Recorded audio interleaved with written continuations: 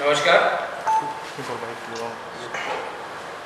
First of all मैं media के through I would like to thank each and every voter, हर एक व्यक्ति जिसने TT-EDC इलेक्शन में वोट किया है। मैं उनको मीडिया के थ्रू हमबाई बोलना चाहता हूँ। बेलाइनो हमबाई, थैंक यू, धन्यवाद कि आपने इस TT-EDC इलेक्शन में वोट किया और वोट करके आपने अपना जो कॉन्स्टिट्यूशनल राइट है वो आपने किया, पालन किया।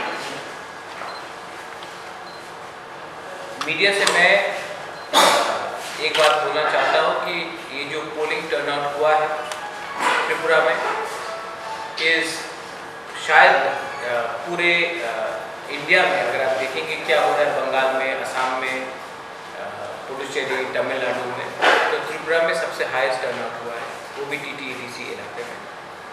तो ये आपने जिसको भी वोट किया हो, CPM को किया हो, INPT को किया हो, जनजाति मोर्चा को किया हो, IPFT को किया हो, हमारे लिए त्रिपुरा मोथा INPT को किया हो, TPF को किया हो, या फिर आपने नोटा भी किया, तभी भी आपका एक अधिकार बनता है। और मैं सबसे पहले आप पूरे त्रिपुरा के TT-EDC के इलाके में जो वोटर्स हैं उनको थैंक यू कहता हूँ। दूसरा पॉइंट है कि हमने कल प्रेस कॉन्फ्रेंस इसके लिए नहीं किया क्योंकि कल 11 बजे तक कुछ केंद्रों में वोटिंग चल रहा था, और जैसे कि किला बागमा में रात के 11 बजे ही स्ट्रॉन्ग रूम बंद हुआ। तो जब तक हम अपने पूरा रिपोर्ट नहीं लेते, हम आपके सामने नहीं आना चाह रहे। तो इलेक्शंस में कुछ जगह में वायलेंस हुआ है, रिगिंग हुआ है, attempt to stop voters to go to cast the votes, ये भी हुआ है। इसके लिए आज हम ऑफिशियली राइट करेंगे स्टेट इलेक्शन कमीशन को।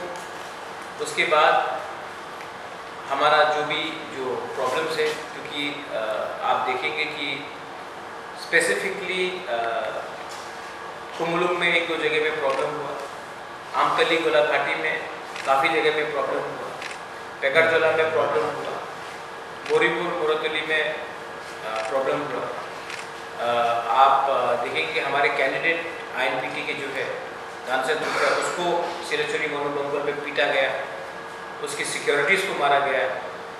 यही चीज़ रामचंद्र घाट में हमारे सिंबल में एक काला मार्क लगा के मैनिपुलेट करने की कोशिश किया गया। तो बहुत जगह से रिपोर्ट आया है कि ये सब हुआ है। आप वाकीनगर, भोजनगर, वाकीनगर, लेम्बुजरा इलाके में स्पेशली बहुत प्रॉब्लम करने की कोशिश हुई। अमरपुर में, नूतन बाजार मालबासा में भी प्रॉब्लम हुआ, मिर्जा कथालिया में बहुत प्रॉब्लम हुआ। जनरल एरिया से लोग आकर प्रॉब्लम कर रहे थे, वीडियो में कैप्चर किया गया है। आमतली गोलाघाटी में शायद जनजाति मोर्चा का जो लीडर है, उनका वाइफ को मैं 100% बोल नहीं सकता हूँ, लेकिन वीडियो एविडेंस से मुझे कहा जा रहा है कि उनका वाइफ रोक रहा था लोगों को वोट करने से। तो ये सब है बात, इसको हम ऑफिशियली स्टेट इलेक्शन कमीशन में कंप्लेंट करेंगे। तभी भी लोग निकले हैं बाहर और उन्होंने निर्भय होकर उन्होंने वोट किया है। We want to thank all of them. हमारे अलायंस पार्टनर्स भी, मेरे बात अभी विजय रामफल से हुई, वो अभी भी अपने एरिया में है क्योंकि उनका एरिया में भी स्ट्रॉन्ग रूम को उनको गार्ड करना है, लेकिन वो भी अपना थैंक यू, उनका हार्टफेल विशेस सबको एक्सटेंड करते हैं। लास्ट मैं अपील करना चाहता हूँ, 10 तारीख को काउंटिंग होगा। उस दिन बहुत लोग कह रहे हैं कि वायलेंस हो सकता है। मैं as the chairman of Tripura फिर से क्लियरली बोलना चाहता हूँ कि वायलेंस नहीं होना चाहिए। मैं वायलेंस नहीं चाहता हूँ किसी तरफ से भी, और मैं अपने पूरे पार्टी वर्कर्स केडर्स को बोलूँगा कि आप शांति से इसका रिजल्ट आने दीजिए। रहा बात रीपोलिंग का, हम स्ट्रांगली अर्ज कर रहे हैं स्टेट इलेक्शन कमीशन को कि आप रीपोलिंग का फिर से जहाँ जहाँ में प्रॉब्लम हुआ है उसमें आप एक स्ट्रॉन्ग तरीके से विचार कीजिए। ये सिर्फ मैं नहीं बोल रहा हूँ, ये हर पार्टी बोल रही है। इसके लिए मैं स्टेट इलेक्शन कमीशन को भी ऑफिशियली ये बात बोल रहा हूँ। Thank you. If there is any question from the media I will be happy to answer. So you said about reporting. How many booths of location? Almost up to 70 in across different constituencies. 60 to 70 booths there has been malpractice, and we are going to specifically write to the state election commission to look into it.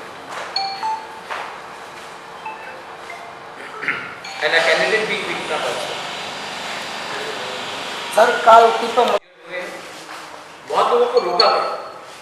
देखिए आज का ज़माना ये पुराना ज़माना जैसा नहीं है। बहुत लोगों ने ये जो हुआ है ये सोशल मीडिया में भी देखा और बहुत लोगों के अगेंस्ट FIR भी फाइल किया गया। मैं मीडिया को बोलता हूँ कि आप भी मालूम कीजिए कि किन किन लोगों के खिलाफ FIR फाइल किया गया और जिनके खिलाफ भी किया गया उनके खिलाफ कार्रवाई होनी चाहिए। Now that the polls are over, results आने वाला है, क्या लगता है कि कितना सीट से आएगा? अगर नहीं आएगा इसके साथ अलायंस हो सकता है, क्या हो सकता है? अलायंस का बात ही नहीं है। हमको फुल कॉन्फिडेंस है कि हम खुद पावर में आएंगे अपने अलायंस पार्टनर के साथ और हमारा फाइट हर जगह में, जहाँ तक मुझे लगता है BJP के साथ है, CPM रनिंग में नहीं।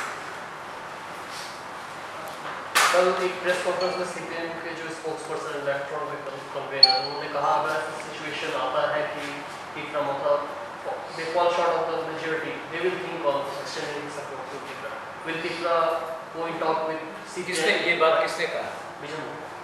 विजन धर को एक्चुअली ऐसा करिए, मैं आप उसका नंबर मुझे दे दीजिए, मैं उसको SMS करता हूँ, वो डायरेक्टली मुझसे बात करें, ना कि through media. He can talk to me directly. अभी तक officially, unofficially, directly, indirectly, secretly कोई ऑफर मुझे किसी पार्टी से नहीं। अगर ऐसा सिचुएशन आता है क्या मतलब कभी CPM के साथ बात करना चाहेगा? उनको अपना ऑफर देने दीजिए ऑफिशियली। थ्रू मीडिया में एक बात बोलना, तब मेरे फैमिली के ऊपर डायरेक्टली अटैक करना, पहले उनको अपना प्लान ठीक करने बोलिए। ऐसा तो नहीं हो सकता ना कि मेरे माँ को दंगा में डायरेक्टली इम्प्लिकेट किया गया है, उसके बाद मेरे साथ अलायंस कैसे कर सकते हैं? मेरी माँ तो दंगा करती है। आप पहले अपना व्यू क्लियर कीजिए कि मेरा माँ राइटियर है या उसका बेटा के संग आपको अलायंस करना है। दो तरीके से बात नहीं होता है। आप अपना पॉइंट ऑफ व्यू पूरा क्लियर कीजिए ना, उसके बाद मुझसे बात कीजिए। विजन धर को जितेंद्र चौधरी से बात करने बोलिए पहले।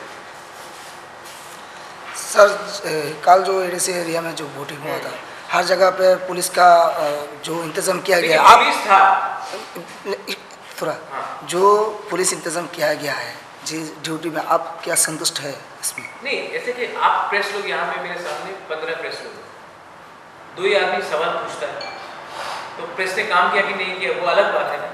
तो वहाँ में पोलिंग स्टेशन में 50 पुलिस आदमी है, लेकिन अगर दो ही आदमी डंडा लेके गुंडा को भगाएगा और 40 बैठ के रहेगा तो क्या होगा? तो मैं नंबर के बारे में बात नहीं कर रहा, मैं ये बोल रहा हूँ कि जब कोई गुंडागर्दी करता है तो पुलिस ने एक्शन लिया है कि नहीं लिया है। जो 60 से 70 बूथ के बारे में बात कर रहा हूँ उसमें पुलिस का प्रेजेंस था, लेकिन पुलिस ने ठीक तरीके से एक्शन नहीं लिया। प्रिसाइडिंग ऑफिसर ने ठीक तरीके से एक्शन नहीं लिया। तो सिर्फ पहुंच जाने से वर्दी लेकर काम नहीं होता। जब कोई कुछ गलत काम कर रहा है या कोई गुंडागर्दी कर रहा है तो आपका ड्यूटी होता है उनको पकड़ने के लिए। लास्ट क्वेश्चन, आपने बोला कि टीपरा मतदान नहीं आ सकता है, आपके पास अलायंस पार्टनर भी जहाँ पे सीनियर लीडर्स भी हैं, CM के रेस में कौन रहेगा ये बाद में डिसाइड होगा या आप ही रहेंगे?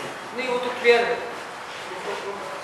ये पूरा इलेक्शन मेरे नाम में लड़ा गया है, मेरे फेस में लड़ा गया है। और हमने हम पब्लिक को इलेक्शन के पहले कुछ और बोलेंगे, इलेक्शन के बाद कुछ और बोलेंगे, ऐसा हम लोग का कोई वो नहीं। आई एम द फेस, मैं हूँ और मैं ही बनूँगा। मैं क्यों इसमें मतलब कि आजकल थोड़ा फैशन हो गया है जो पब्लिक कहेगी, जो वो कहेगा, जो इलेक्टेड, मैं ही फेस हूँ, मैं ही बनूँ। सर अगर आपने पावर में आया तो फर्स्ट काम क्या आप हाथ में लोगे एडीसी के लिए? मैंने कहा है कि मैं वाइट पेपर निकाल रहा हूँ, full accountability, full transparency, website में क्या पैसा कहाँ आ रहा है एडीसी में, कितना पैसा कौन से डिपार्टमेंट में जा रहा है, कितना पैसा सैलरी के लिए जा रहा है, कितना पैसा कॉन्ट्रैक्ट के लिए जा रहा है, कितना पैसा आप काम में लगा रहे हो, पूरा ट्रांसपेरेंसी का ऑडिट होगा। उसके बाद हम अपना की सेक्टर आइडेंटिफाई कर रहे हैं, health, education, connectivity and power. Power तो हमारे पास डायरेक्टली नहीं है, लेकिन कनेक्टिविटी रोड है, हेल्थ है, प्राइमरी हेल्थ है, एजुकेशन प्राइमरी एजुकेशन है, वो तीनों को हम आगे रख रहे हैं। उसके बाद लैंड एंड रेवेन्यू में हम फुल एम्फेसिस दे रहे हैं और क्लियर ट्रांसपेरेंट गवर्नमेंट चलाना चाहते हैं। जितना भी रुपया दिल्ली से जो आएगा, जो अगरतला हमको देगा, वो हम अपने वेबसाइट में देंगे, तो पब्लिक को मालूम पड़ेगा कि इतना रुपया आ रहा है, इतना रुपया खर्च हो रहा है, इतना रुपया सैलरी में जा रहा है। मैं पूरा ट्रांसपेरेंट से काम करने की कोशिश करूंगा और करूंगा। सर युवा के लिए आपका क्या प्लान है? युवा के लिए प्लान वही है जो सबके लिए प्लान है। अगर आप एजुकेशन करेंगे तो एजुकेशन तो हम 95 ईयर ओल्ड को दे नहीं सकते। अगर हम प्राइमरी हेल्थ में देंगे तो हेल्थ में प्राइमरी में बच्चे लोग भी आते हैं। अगर हम कनेक्टिविटी करते हैं तो कनेक्टिविटी में तो सबसे ज़्यादा सर मेरा मतलब है रोजगार के लिए है, रोजगार। हाँ, ये बोलिए ना, यूथ को आप तो यूथ में रोजगार सिर्फ नहीं, स्किल बिल्डिंग भी है, एंटरप्रेन्योरशिप भी है, सॉफ्ट लोन्स भी है, वो सब को हम ड्यूली एक नया मॉडल लेके हम काम करेंगे। ये पुराना जो सिस्टम है जहाँ में आप हाफ लोन देते हो, हाफ मतलब कि कोई अकाउंटेबिलिटी नहीं रहता, वैसा नहीं होगा। हम एंटरप्रेन्योरशिप को प्रमोट करना चाहते हैं और हम प्रॉपर स्किल बिल्डिंग देना चाहते हैं। इसके लिए स्किल बिल्डिंग के लिए आपको एजुकेशन और क्वालिटी एजुकेशन भी चाहिए और टेक्निकल नो हाउ भी चाहिए, तो उसको भी हम इंटीग्रेट करेंगे। हर पॉलिटिकल पार्टी जो उन्होंने कल प्रेस कॉन्फ्रेंस किया था, सभी को कॉन्फिडेंस है कि 2 लोग ही आए। तो हमने ऐसा भी सुना है, मतलब कि ये र्यूमर है कि आप अगर जीतते भी हो तो इन फ्यूचर शायद बीजेपी के साथ आप जा सकते हो, ऐसा कोई नहीं। अगर कल AIADMK मैडम पावर में आ जाए पूरे इंडिया में, चांसेस नहीं है, लेकिन अगर आ जाए, मैं आपको एक एग्जाम्पल दूँ, और वो हमारा ग्रेटर ट्रिपल का डिमांड मान लेते हैं, तो मैं उनसे भी बात करूँगा। अगर समझिए कि कांग्रेस आ जाए दिल्ली और वो हमारा ग्रेटर ट्रिपल के बारे में बात मानता है, मैं उनसे भी बात करूँगा। और अगर बीजेपी रेडी है हमारा ग्रेटर ट्रिपल के लिए बात करने के लिए, तो मैं उनसे भी बात करूँगा। मैं अपने लाइन में जाऊँ, मेरा डिमांड है ग्रेटर ट्रिपल, जो हमें उस इशू में बात करने के लिए तैयार है, मैं उनसे बात करूँगा। राम मंदिर का डिमांड तो वन एंड ओनली था, आपने उनको क्यों नहीं बोला इतने साल से कि राम मंदिर one and only demand? One and only demand था ना बीजेपी का राम मंदिर। हम आएंगे तो आपने उनसे क्यों नहीं पूछा इतने साल तक? आपने कनेक्टिविटी के बारे में बात नहीं किया, आपने पानी के बारे में बात नहीं किया। हमारा मेन आइडियोलॉजिकल डिमांड यही है। तेलंगाना राष्ट्र समिति का मेन आइडियोलॉजिकल डिमांड तेलंगाना था, झारखंड मुक्ति मोर्चा का मेन डिमांड झारखंड स्टेट था। तो और आइडियोलॉजी डिमांड को हम कैसे छोड़ दें? आइडियोलॉजिकल डिमांड को हम छोड़ देंगे और हम तब हमको वोट मिल रहा है एक आइडियोलॉजी में, और तब हम कल जाकर वहाँ में कुछ और बात करें कि मुझे ये मंत्री पद चाहिए, मुझे यहाँ में ये चाहिए, ऐसा नहीं होगा। जो हमारा डिमांड को मानेगा और उसमें बात करने के लिए तैयार है, हम उनसे बात करने के लिए रेडी हैं। अगर कल कम्युनिस्ट पार्टी रेडी है तो मैं उनसे भी बात करूंगा। अगर कल बहुजन समाज पार्टी रेडी है, आम आदमी पार्टी रेडी है, तो मैं उनसे भी बात करूंगा। मुझे समझ में नहीं आता कि त्रिपुरा में हमको लगता है कि हर चीज ब्लैक एंड व्हाइट होना चाहिए, कुछ ग्रे नहीं हो सकता है। ऐसा नहीं हो सकता कि बीजेपी सीपीएम को छोड़ के और कोई इंडिपेंडेंट आदमी अपना व्यू करेगी। ऐसा तो नहीं है ना कि मुझे धर्मेंद्र और अमिताभ बच्चन की पिक्चर हर फ्राइडे को देखना है, शायद मुझे इंडिपेंडेंट पिक्चर भी देखना हो। तो ये जो सवाल, I am not specifically speaking about you, पर ये सवाल मेरे पास बहुत बार आ चुका है कि आप बीजेपी के साथ हैं या सीपीएम के साथ हैं। मैं क्यों दोनों के साथ रहूं? जो मुझसे रेडी है मेरा डिमांड में विचार करने के लिए, मैं उनके साथ बात करूंगा। इसमें सोचने का क्या है, इसमें मुझे समझ में नहीं आ रहा। आप क्या पाकिस्तान के साथ हो या इंडिया के साथ हो, या एक पार्टी का इंडिविजुअल सांसद तो हो सकता है, यही मेरा प्रश्न। जी, मैंने सोचा कि एक दो यंग पत्रकार को भी एक चांस दूं, शायद आपको भी मैं एक ऑफर कर सकता। नहीं, सीरियसली, क्यों नहीं लड़ो?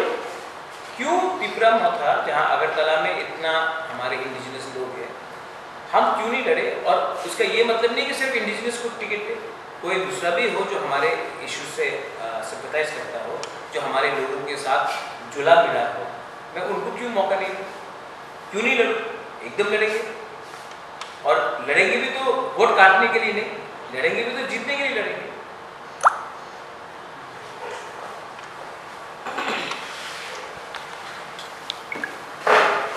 आज तक जो अलायंस हुआ है, हमेशा नेशनल पार्टी रीजनल पार्टी के साथ 20 सीट में अलायंस करता है, तो क्यों नहीं हम 40 सीट में भी अलायंस करें?